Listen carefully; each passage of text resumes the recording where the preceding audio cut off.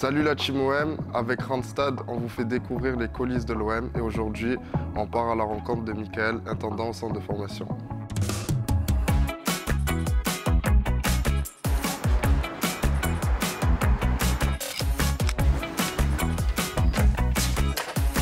Alors j'ai un parcours assez atypique en fait, parce que moi je viens du commerce. J'ai été manager dans le commerce pendant 9 ans. J'ai voulu changer de métier. J'ai eu l'opportunité de pouvoir intégrer le centre de formation en tant qu'intendant pendant la période estivale en remplacement. Suite à ça, ils ont été contents de mon investissement et j'ai intégré le club en tant qu'intendant au centre de formation. Moi, mon parcours il est atypique dans le sens où effectivement j'allais beaucoup au stade. Moi, mes sports de prédilection sont plus les arts martiaux en fait. À l'époque, le club souhaitait une restructuration du centre de formation en fait, qui l'intendance était gérée par une société externe. Donc, j'ai postulé à ce moment-là par mon parcours de management. Peut-être qu'il a une expérience aussi avec ça, tu vois.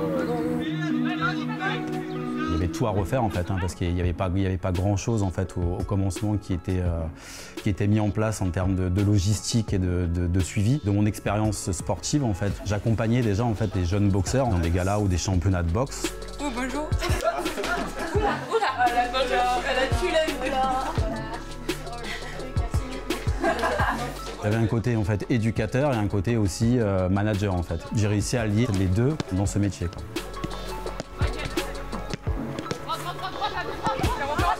Je pense que pour faire ce métier, il faut être neutre, mais de ne pas avoir de parti pris en fait, puisqu'on travaille beaucoup en plus sur l'humain que sur le footballeur, parce que derrière chaque footballeur, il y a un être humain, et encore plus au centre de formation, derrière chaque être humain, il y a un enfant.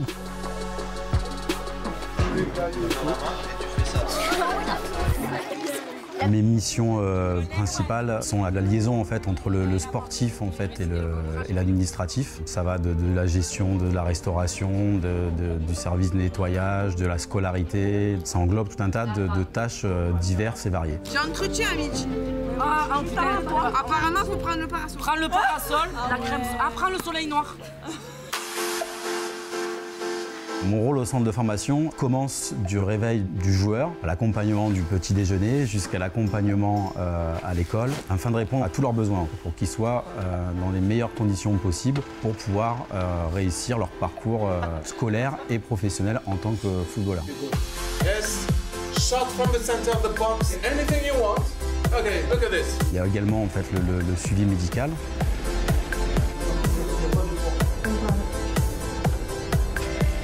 Je les accompagne en fait quand ils sont blessés, quand ils ont des besoins médicaux.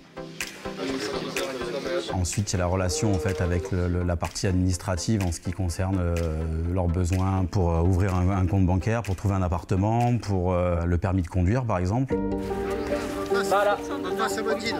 Allez, 3 joueuses en blanc, Coco, c'est ce que tu veux. On a aussi une relation avec les coachs. Si un joueur en fait, se sent bien dans sa tête, indéniablement, ça aura des répercussions en fait, sur le terrain.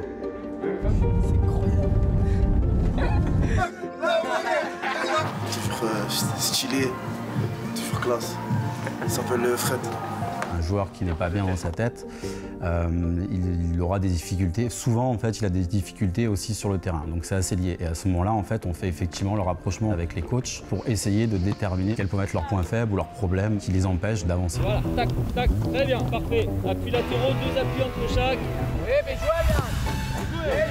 Après le centre de formation, j'ai eu la chance et l'opportunité d'intégrer le groupe pro en tant qu'intendant aussi pour la période estivale, donc la période de préparation avant le championnat. Dans la continuité de travail, c'est extraordinaire parce que tu as vraiment le suivi des jeunes comme Aaron Camardin par exemple, qui quand il était à la pré-formation, le soir, on avait des navettes en fait, pour la ramener chez eux et maintenant en fait, il fait partie du groupe professionnel. On démontre les 2 buts, on donne un coup de main. On les a vus, ils sont arrivés au centre de formation, ils avaient 12 ans, quasiment 5 ans ensemble jusqu'à sa majorité. Où là ensuite, il quitte le cocon du centre de formation pour établir sa vie professionnelle et être joueur professionnel. Et effectivement, pour nous, c'est quand même quelque chose de particulier et de singulier parce que c'est beau en fait de pouvoir avoir un jeune comme ça qui est arrivé bébé et qui en fait maintenant tu le vois dans des interviews interviews, un pré-match de Ligue 1. C'est quand même assez extraordinaire en fait. À tous les cas, tu as vu, à 20 ans, la barbe elle pousse plus vite. Hein. Ah, ça pousse même là, ça commence.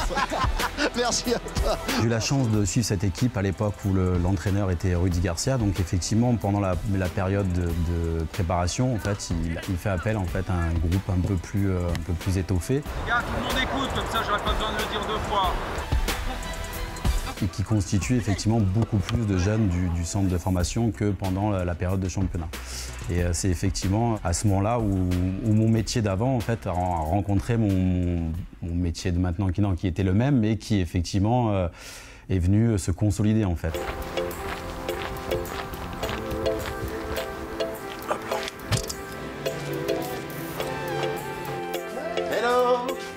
Aujourd'hui, ma mission principale est avec la section féminine, dans laquelle j'exerce le même métier, en fait, la continuité de mon métier, mais de façon différente, puisque le groupe est plus petit déjà. Il y a moins d'intervenants directement, et tout ça, ça reste un métier quand même passion et parce que le fait de réveiller un minot le matin à 6h du matin pour commencer sa journée et l'apprendre en fait son futur métier, et quand il y en a qui ont le sourire ou pas, mais ceux qui ont le sourire, c'est toujours aussi émotif que justement une victoire avec le groupe professionnel ou par la suite l'équipe féminine de D2 qui assure son maintien en fait, quoi, de faire partie du vestiaire de voir ces filles en fait avant le match concentrées et battantes.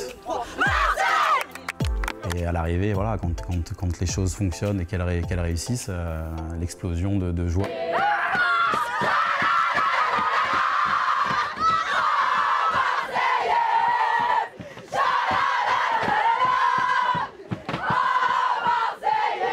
On n'est pas acteur majeur en fait de ce qui va se passer sur le terrain, mais par contre voilà, on contribue beaucoup dans l'ombre en fait.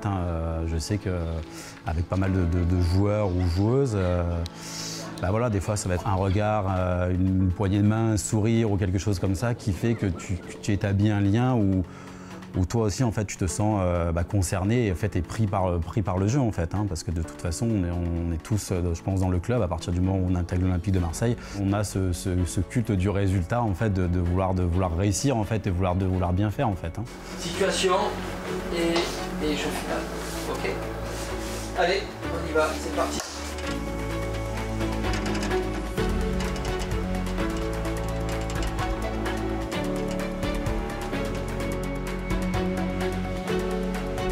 Le matin, c'est eux qui nous réveillent. Si on a besoin du moindre truc, on va parler directement avec eux. Ils nous aident beaucoup.